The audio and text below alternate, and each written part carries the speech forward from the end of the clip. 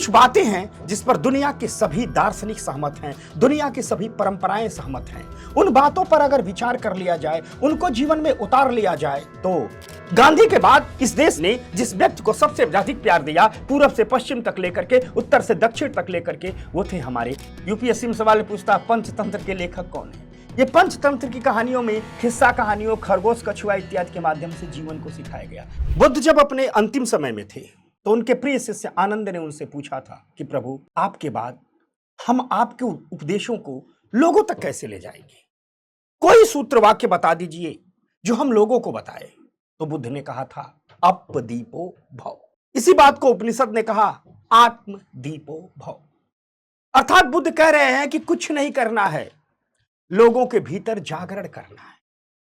अर्थात बुद्ध ये कह रहे हैं आनंद से कि देखो आनंद, हर मनुष्य के भीतर असीम शक्तियां छिपी हुई हैं, असीम संभावनाएं छिपी हैं। बस उसे न तो अपने भीतर की शक्तियों का एहसास है, न तो अपने भीतर की संभावनाओं का एहसास है। बस तुम्हें उनके भीतर की शक्तियों को जागृत कर देना है, बस तुम्हें उनके भीतर की संभावनाओं का विस्तार कर देना है। इतना ही करना है, सब कुछ उसके भीतर है। अर्थात हर मनुष्य के भीतर असीम क्षमताएं छिपी हुई है। विशेष करके यहां मैं युवा और नौजवानों की बात कर रहा हूं, विद्यार्थियों की बात कर रहा हूं, तो हर विद्यार्थी के भीतर असीम क्षमताएं छिपी हुई है। उसे एहसास नहीं है, बस उसके भीतर की क्षमताओं का उदय कर देना है। वो जीवन में जो चाहेगा वो पा जाएगा। तो दोस्तों, अभिवादन स्वीकार करें लोकेश त्रिपाठी की तरफ से। और आज हम बहुत संक्षिप्त में चर्चा इस बात की करेंगे कि कैसे आपके भीतर की क्षमताओं का उदय किया जाए, किन बातों का ध्यान रखें कि आपके भीतर की संभावनाएं, अनंत संभावनाएं उस जाकर के मिल जाए, जीवन में जो चाहे, जहां चाहे, मनोवांछित परिणाम प्राप्त कर सकें। तो दोस्तों, मेरे विद्यार्थियों, कुछ बातें हैं जिस पर दुनिया के सभी दार्शनिक सहमत हैं, दुनिया की सभी परंपराएं सहमत हैं। उन बातों पर अगर विचार कर लिया जाए, उनको जीवन में उतार लिया जाए, तो कोई भी ऐसी सफलता इस ब्रह्मांड में नहीं है जिसे पाया ना जा सके, कोई वस्तु नहीं है जिसे पाया ना जाए। ये बातें बड़ी छोटी हैं, बस हमें उसको उतारना है। उन बातों में जो सबसे पहली बात है उसे हम कहते हैं एकाग्रता। मैं 4 चीजें बताऊंगा आप लोगों को, इन चारों पर ध्यान रखना है। इन चारों में जो सबसे पहली बात है उसे कहते हैं एकाग्रता। आप कहोगे ये एकाग्रता क्या होती है? किसी काम में डूब जाना ही एकाग्रता होती है। किसी काम को इस कदर कीजिए कि आप स्वतः उस काम में डूब जाएं, आपको एहसास ही ना हुआ कब डूब गए। काम में डूब जाना ही एकाग्रता कहलाती है। और यकीन मानिए, आप दुनिया के जिस काम में डूबेंगे वही काम आपको पार लगाएगा। आप शीर्ष पर उसी काम के माध्यम से पहुंच सकते हैं जिस काम में आप डूब जाए। जब आप काम में डूब जाते हैं, जब काम में लीन हो जाते हैं, तो हम कहते हैं आप एकाग्रता की स्थिति में। आप गौर से देखिए, क्या किसी भी काम में बगैर डूबे सफलता पाई जा सकती है? नहीं पाई जा सकती। जब तक डूबोगे नहीं, तब तक पार उतरोगे। तो सवाल यहां उठता है, आपके मन में तुरंत उठ गया होगा कि आखिर हम किसी काम में डूबे कैसे, हम एकाग्रता को प्राप्त कैसे करें? मूल मुद्दा यह है। तो देखिए, मैं आपको तरीका बताता हूं। यह तरीका मेरा नहीं है, यह तरीका दर्शन का है, दुनिया के सफल लोगों का है। किसी काम में हम तब डूबते हैं जब हम स्वयं से बातचीत करते हैं, स्वयं से संवाद करते हैं। क्योंकि जब हम स्वयं से बातचीत करते हैं तो हमें पता लगता है कि हमारा किस काम में मन लगता है, हम किस काम के लिए बने हैं। और जब हमें यह पता लग जाता है कि हमारा किस काम में मन लगता है, हम किस काम के लिए बने हैं, तो वही काम हमारा स्वधर्म होता है।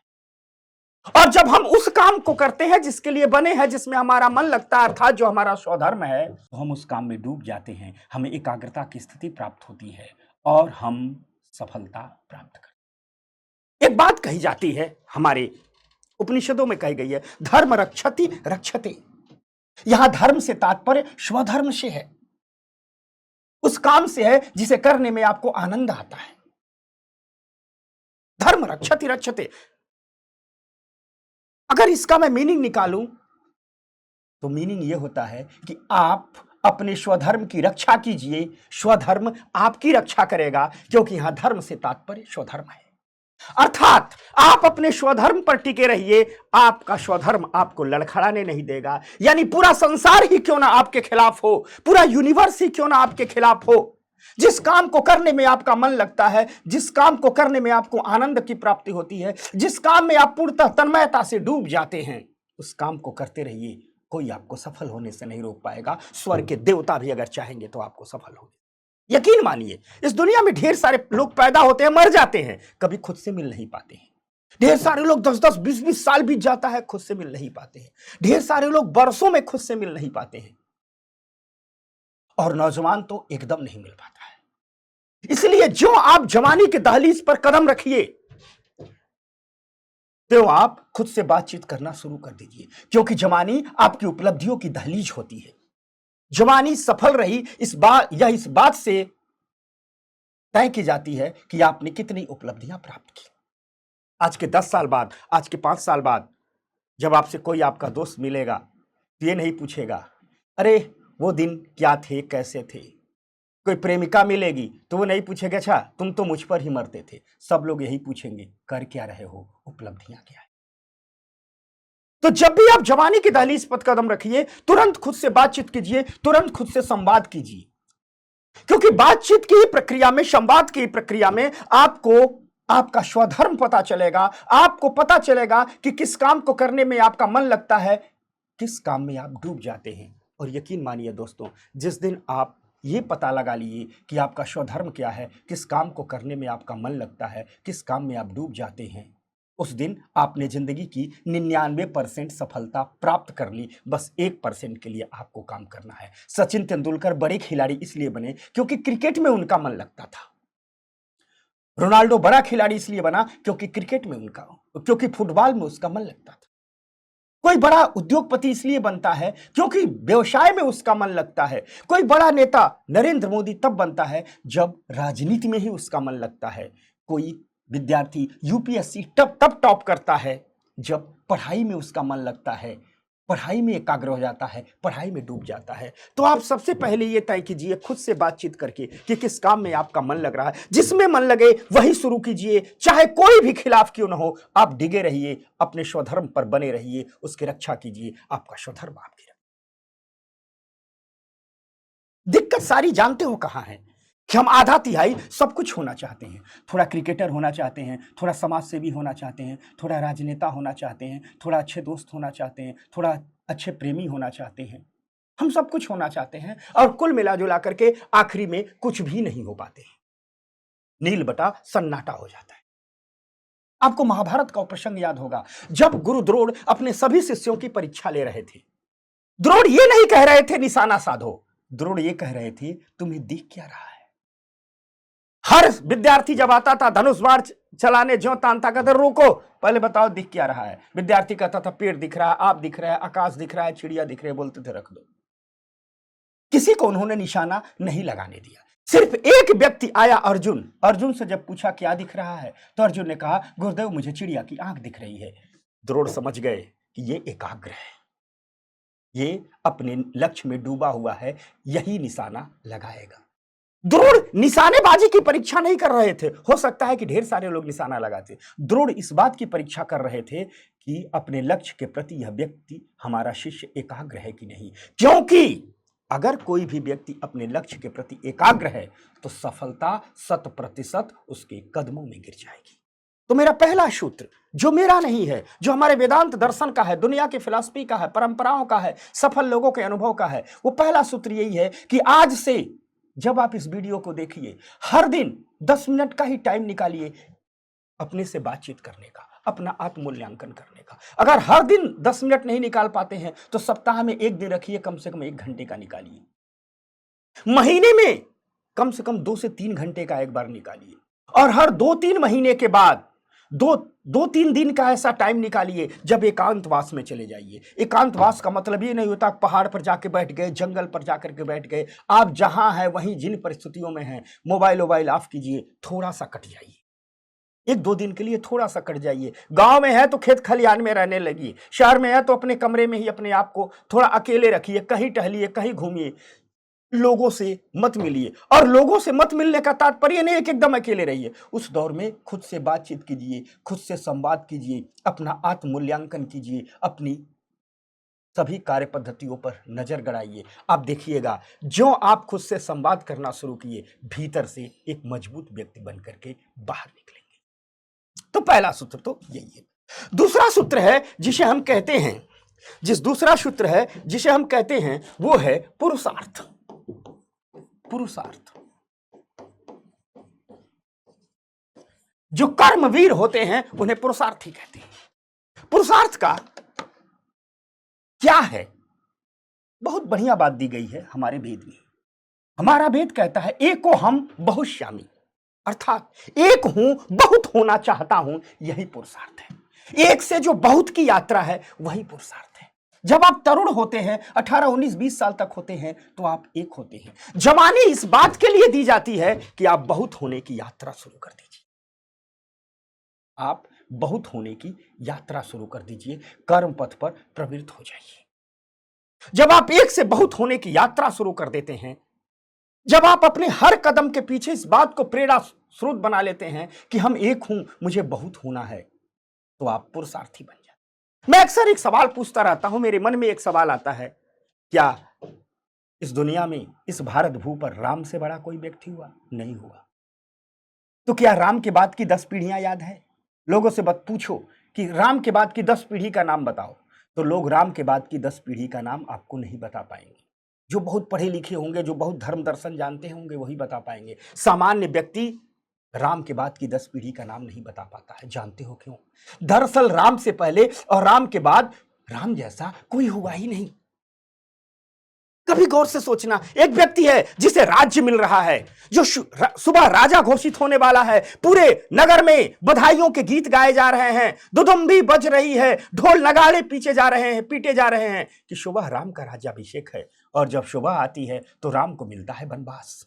लेकिन जब राम वन पहुंचते हैं तो राम कहते हैं, वाह अच्छा हुआ वन मिला, जीवन को सार्थक बनाने का वक्त आ गया। राम संकल्प लेते हैं उस वन में कि निश्चर हीन करहु मही भुज उठाई पनकी। अर्थात राम दोनों भुजाओं को उठा करके अकेले में प्रतिज्ञा करते हैं कि मैं इस धरती को राक्षसों से हीन कर दूंगा। और आगे राम कहते हैं कि सकल मुनीन के आश्रमन जाई जाई सुखदीन। राम कहते हैं, मैं हर मुनि के आश्रम में जाऊंगा, हर साधु संत के आश्रम में जाऊंगा और उसको सुख दूंगा। मायने राम कहते हैं कि दुष्टों का संहार करूंगा और अच्छे लोगों तक सुख को ले जाऊंगा, शांति को ले जाऊंगा, कल्याण को ले जाऊंगा। यही होती है एक से बहुत होने की यात्रा, यही होती है पुरुषार्थ की पहचान। एक व्यक्ति जिससे राज्य छिन गया तो रो नहीं रहा है, गा नहीं रहा है, तनाव में नहीं आ रहा है, डिप्रेशन में नहीं आ रहा है, वह नए संकल्प ले रहा है, विराट संकल्प ले रहा है। बहुत आश्चर्य होता है मुझे, और साथ साथ बहुत पीड़ा भी होती है, बहुत दुख भी होता है कि 20-20, 21 साल के लड़के लड़कियां जिनको मैं देखता हूं उनकी आंखों में उजाले हैं, जिनको मैं देखता हूं उनकी आंखों में चमक थी, 1-2 साल बाद हमसे मिलते हैं, चमक कम हो गई होती है, उजाले कम हो गई होती है। 1-2 एग्जाम में फेल हो जाएंगे, 1-2 रिश्तों में फेल हो जाएंगे, तनाव में आ जाते हैं, पीड़ा में आ जाते हैं। मेरी एक व्यक्तिगत बहुत बड़ी पीड़ा है, जब अखबारों में पढ़ता हूं कि कोई विद्यार्थी एग्जाम में फेल हो गया, नंबर कम आ गए, रिश्ते में फेल हो गया, रस्सी से लटक लिया, कलेजा फट जाता है एक शिक्षक होने के नाते। तो मेरे मन में ऐसा ही सवाल उठता है, जीवन छोड़ दिया क्योंकि एक सपना नहीं पूरा हो पाया? अरे भैया, अगर सपने देखते हो तो अपने पुरुषार्थ पर भरोसा करो। जवान लड़के लड़कियों, मेरी बात सुनो, अगर सपने देखते हो तो पुरुषार्थ पर अपने भरोसा करो। कृतमे दक्षिणे हस्ते जो में शब्द आहिते।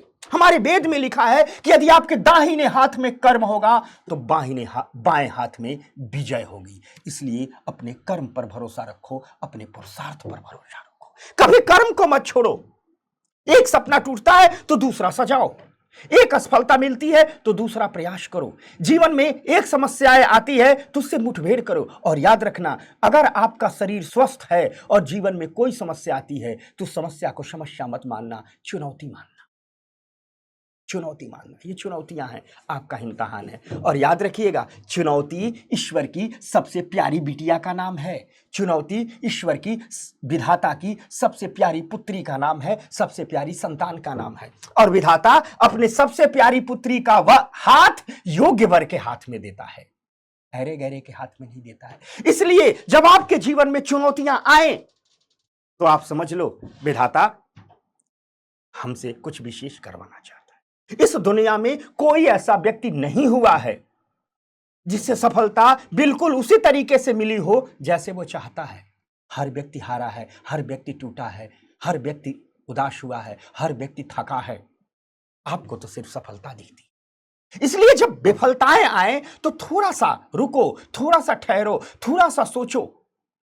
जीवन बहुत बड़ा है, बहुत बड़ी सफलताएं आने वाली है। किसी एक सफलता के लिए जीवन को मत रोको, जीवन को विराम मत दो। गांधी के बाद इस देश में ने जिस व्यक्ति को सबसे अधिक प्यार दिया, पूरब से पश्चिम तक लेकर के, उत्तर से दक्षिण तक लेकर के, वो थे हमारे डॉक्टर एपीजे अब्दुल कलाम। बहन का जीवर बेच करके doctor APJ Abdul Kalam NDA का इंटरव्यू देने गए थे देहरादून में, चयन नहीं हुआ था। बहुत उदास थे, बहुत निराश थे। ऋषिकेश में एक जगह है शिवानंद आश्रम, लक्ष्मण झूले के पास है, कभी जाना वहीं बगल में शिवानंद पहाड़ी हुआ करती थी, छोटी सी जगह है। कलाम डिप्रेस और तनाव में इतना आ गए थे कि वहीं पर सुसाइड करने की सोच रहे थे। स्वामी शिवानंद जी महाराज उसी समय टहल रहे थे। उन्होंने देखा कि एक विक्षिप्त अवस्था में एक लड़का है जो पागलों की तरह घूम रहा है, ऐसे हरकत कर रहा है। उन्होंने बुलाया। कलाम साहब ने सारी बात बताई कि हम एग्जाम में फेल हो गए, बहन का जेवर बेच करके आए थे, किस मुंह से घर जाए। शिवानंद स्वामी ने उन्हें कहा चलो आश्रम में, रात का खाना खाओ, सुबह मैं पैसा दूंगा, चले जाना। और शिवानंद स्वामी ने उन्हें यही बात कही थी कि देखो कलाम, चुनौती ईश्वर की सबसे प्यारी बिटिया का नाम है। अगर वो तुम्हें परीक्षाओं में फेल कर रहा है तो कुछ और सोचा होगा, कुछ और रखा होगा, कुछ बड़ा रखा होगा। इन चुनौतियों को स्वीकार करो। एक सपना टूटे दूसरा बुनो, दूसरा टूटे तीसरा बुनो, तीसरा टूटे चौथा बुनो, चौथा टूटे पांचवा बुनो, टूटते जाए बुनते जाओ। एक दिन सफलता के शीर्ष पर हो गई। कलाम साहब एक दिन सफलता के शीर्ष पर पहुंचे। उनके सफलता की कहानी बताने की जरूरत नहीं है। इसलिए याद रखिएगा, अपने पुरुषार्थ पर भरोसा कीजिएगा, अपने कर्म पर भरोसा कीजिएगा, अपनी निष्ठा पर भरोसा कीजिएगा। मैं अक्सर उदाहरण अपनी मां मीरा का देता हूं।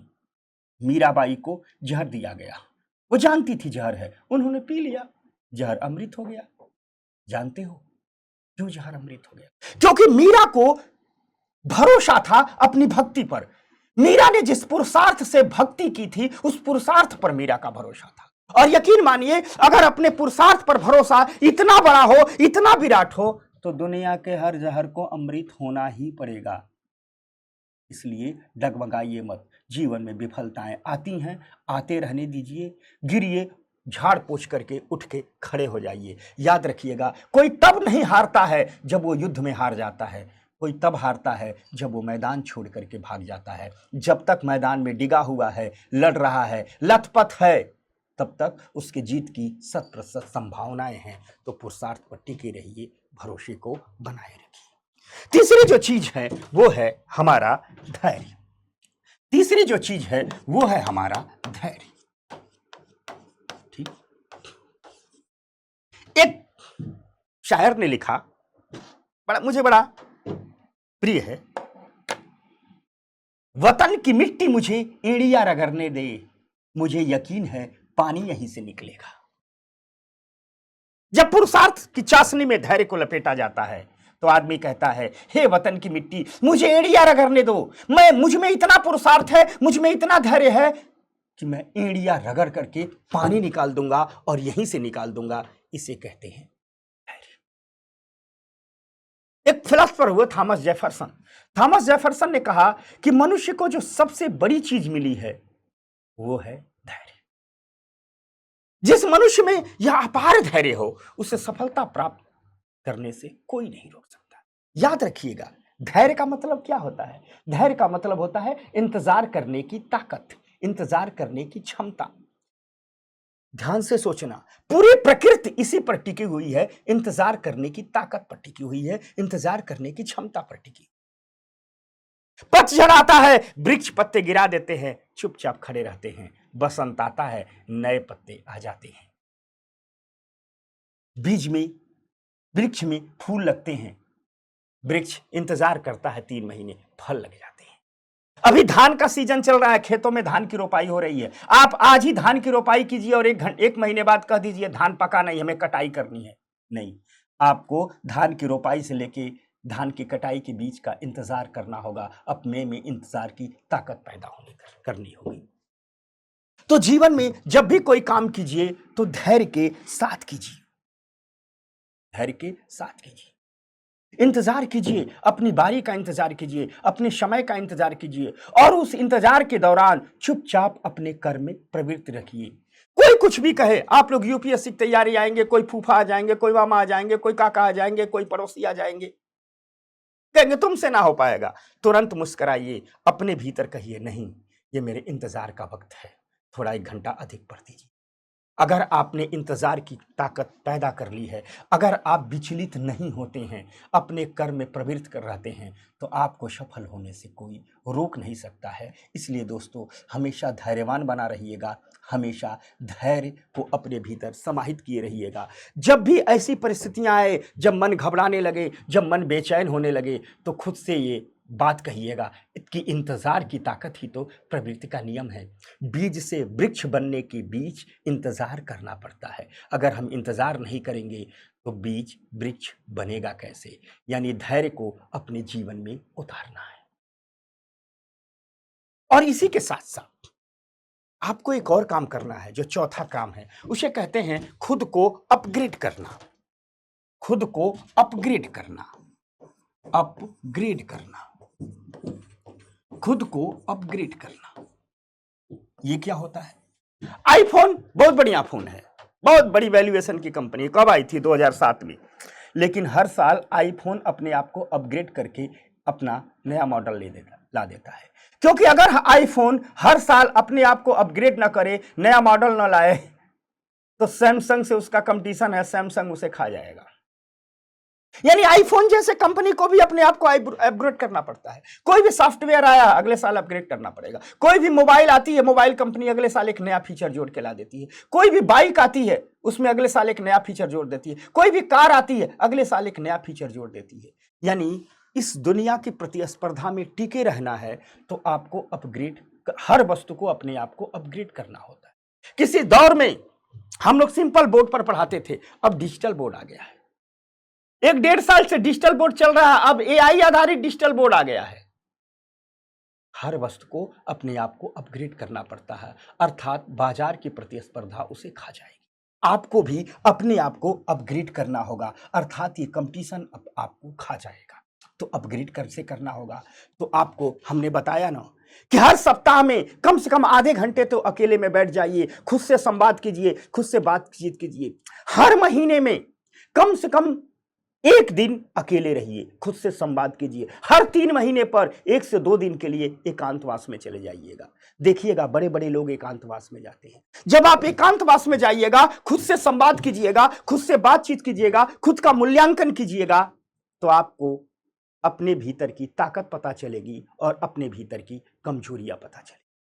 आप खुद ब खुद अपने कमजोरियों को दूर करते जाइएगा, अपनी ताकत को बढ़ाते जाइएगा, आपको मनोवांछित सफलताएं प्राप्त होगी। तो दोस्तों, ये 4 काम हैं, ये आपको ही करना है। आपको ही एकाग्रता को प्राप्त करना है, आपको ही पुरुषार्थ को प्राप्त करना है, आपको ही इंतजार करने की ताकत अर्थात धैर्य को प्राप्त करना है, और आपको ही अपने आप को अपग्रेड करना है। बस इतना कर लोगे तो आपके भीतर अनंत क्षमताओं का उदय हो जाएगा, आप अनंत संभावनाओं को प्राप्त कर सकोगे। और साथ साथ एक छोटी सी गुजारिश और है, जो लोग यूपीएससी की तैयारी कर रहे हैं या कोई भी काम कर रहे हैं, थोड़ा सा पढ़ने की आदत डालो। अपने सिलेबस के अलावा भी कुछ ज्ञानवर्धक किताबें पढ़ा करो। जैसे जब भी पढ़ाई शुरू करो तो कुछ बेसिक किताबें जोड़ लो। जैसे मान लो पंचतंत्र की कहानियां, बहुत बेसिक किताब है, पूछता है भी यूपीएससी में सवाल पूछता है पंचतंत्र के लेखक कौन है। ये पंचतंत्र की कहानियों में खिस्सा कहानियों, खरगोश, कछुआ इत्यादि के माध्यम से जीवन को सिखाया गया। पंचतंत्र की कहानियां धीरे धीरे पढ़ जाओ, दो चार जीवनियाँ धीरे-धीरे पढ़ जाओ, 2-4 उपन्यास धीरे-धीरे पढ़ जाओ, 1-2 फिलॉसफिकल किताबें धीरे-धीरे पढ़ जाओ, 1-2 बार भागवत गीता पर कोई भाष्य पढ़ जाओ, नारायण मूर्ति को पढ़ जाओ, आचार्य रजनीश को पढ़ जाओ। ये पढ़ाई के दौरान धीरे-धीरे आप पढ़ते रहो। मैं इसलिए कह रहा हूँ कि जो ये जनरेशन है, ये बहुत ज़्यादा डिजिटल हो गई है और इस डिजिटल जनरेशन का पढ़ाई से थोड़ा नाता कम हो गया है। याद रखना दोस्तों, पढ़ोगे तो अपने भीतर की कमजोरियों से दो चार होगे, मजबूत बन के बाहर निकलोगे। पढ़ोगे तो ये जान पाओगे कि दुनिया फेसबुक, ट्विटर, इंस्टाग्राम, यूट्यूब से भी बाहर है। दुनिया तो खेतों में है, खलिहानों में है, सड़कों पर है, चौराहों पर है, संघर्ष करते हुए लोगों के बीच है। आप इस दुनिया से दो चार हो जाओगे। पढ़ोगे तो महत्वाकांक्षाओं के दबाव में जीना सीख लोगे, क्योंकि आप पर आपके समाज ने, आपके परिवार ने, आपने खुद ने ढेर सारी महत्वाकांक्षाएं लाद दी हैं। आपको पता ही नहीं है कि महत्वाकांक्षाओं के रूप में ये सिर्फ झूठे हलफनामे हैं, इनका जीवन की वास्तविकता से कोई लेना देना नहीं है। पढ़ोगे तो इन महत्वाकांक्षाओं के दबाव में सरवाइव करना सीख जाओगे। पढ़ोगे तो थोड़ा संवेदनशील हो जाओगे, क्योंकि हम सब बड़े क्रूर हो चुके हैं। पढ़ोगे तो माफ करना सीख जाओगे और पढ़ोगे तो ये जान पाओगे कि एक सपने के टूटने और दूसरे सपने के बनने के बीच की जो जद्दोजहद होती है, यहीं जिंदगी खड़ी होती है। तो पढ़ोगे तो एक सपना टूटेगा तो दूसरा सपना बुन लोगे, लड़ लोगी, जी लोगी, हंस लोगी, मुस्करा लोगे, सफल हो जाओ। तो बस आखिरी में इतना ही कहना है कि इन 4 सूत्रों को उतारते हुए पढ़ाई लिखाई की को जारी रखिए, क्योंकि पढ़ोगे तो बनोगे। तो दोस्तों, आज बस इतना ही संदेश था आपके लिए। इन सूत्रों को जीवन में उतारिएगा, यकीन मानिए सफलता आपके कदम चूमेगी। मैं एक भविष्यवाणी कर रहा हूं, अगर इन सूत्रों को जीवन में उतार लिया गया तो स्वर्ग के देवता भी आपको सफल होने से नहीं रोक पाएंगे। तो समझिएगा, जीवन में उतारिएगा और हमें जरूर बताइएगा। आप बताएंगे कि आपके जीवन में इन बातों से सकारात्मक परिवर्तन हो रहा है, तो हम आपको मार्गदर्शन देने के लिए, आप में ऊर्जा का संचार करने के लिए, आपके भीतर क्षमताओं के उदय के लिए समय समय पर आपसे मुखातिब होते रहेंगे। तब तक के लिए जय हिंद, नमस्कार।